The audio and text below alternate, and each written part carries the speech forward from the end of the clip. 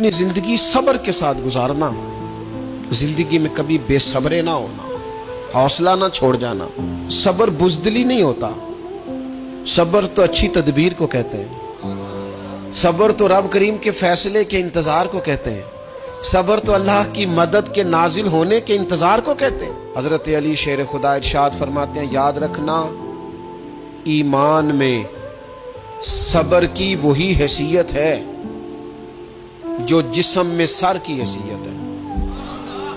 अगर अभी तक फिर भी आप समझ रहे हैं ना आपकी मर्जी के मुताबिक आप पर दरवाजे नहीं खोल रहे, फिर आप सब्र करें। जो मेरा रब चाहता है उस पर राजी रह के देखें, फिर जरा राजी रह के देखें, फिर देखें कि मालिक का फैसला क्या है। वो आपके हक में कोई रहमत वाला फैसला ही फरमाएगा, फिर जरा इंतजार करके देखें, फिर जरा सब्र करके देखें।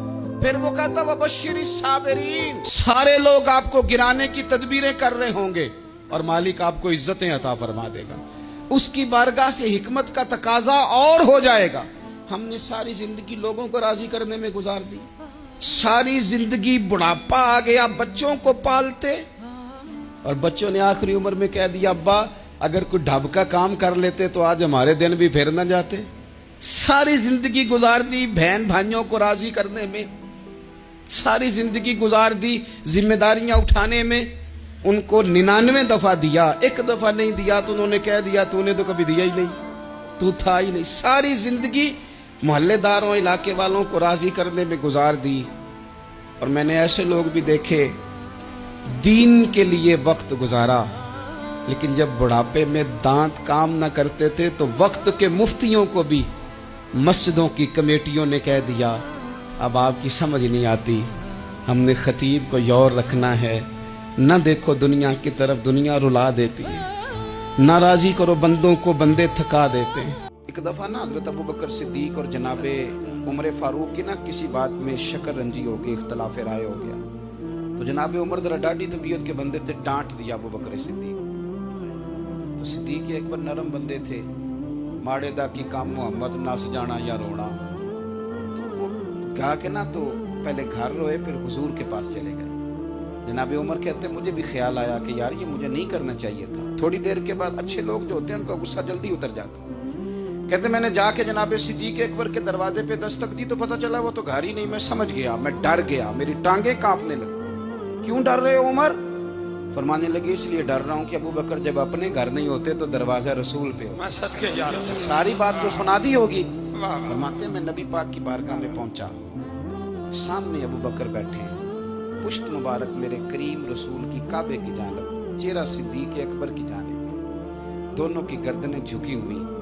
जनाबे उमर पाक फरमाते हैं कि मैं बैठा था और सोच रहा था, सलाम ली, जवाब मिला, पर गर्दनें नहीं उठाई दोनों ने, मुकद्दस गर्दनें झुकी रही। मैं सोच रहा था कि अब हुजूर मुझे डांटेंगे तो मैं सिद्दीक के पैर पकड़ूंगा, मैं अली को सिफारशी बनाऊंगा, मैं मिन्नत करूंगा, लेकिन कोई बोले तो बात बने ना। कहते जब देर हो गई, ये सुकूत भी बड़ा मुश्किल होता है। ओहो, अगर कभी वो चुप कर जाए तो ये भी बड़ा मसला है, महबूब भी चुप कर जाए।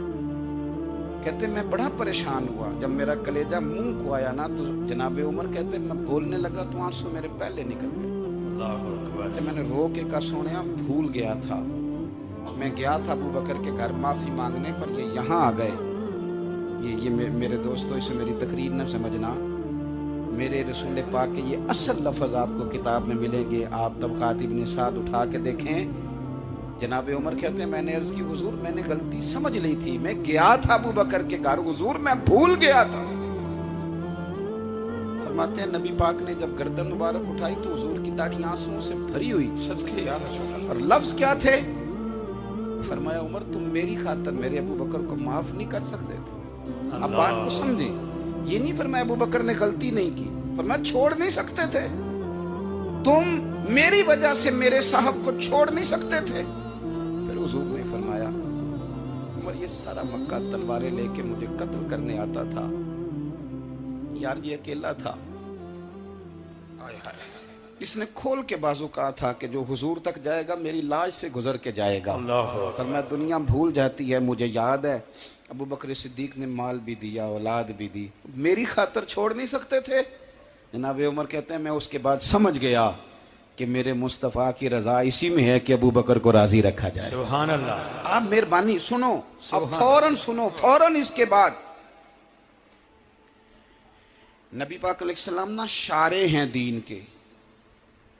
حضور جو چاہیں کسی کے لیے حلال کر دیں اور جو چاہیں کسی پر حرام کر دیں. ایک شخص نے کہا تھا حضور 3 نمازیں پڑھوں گا, اس شرط پر مسلمان ہوتا ہوں. فرمایا 3 ہی پڑھنا, کلمہ تو پڑھنا.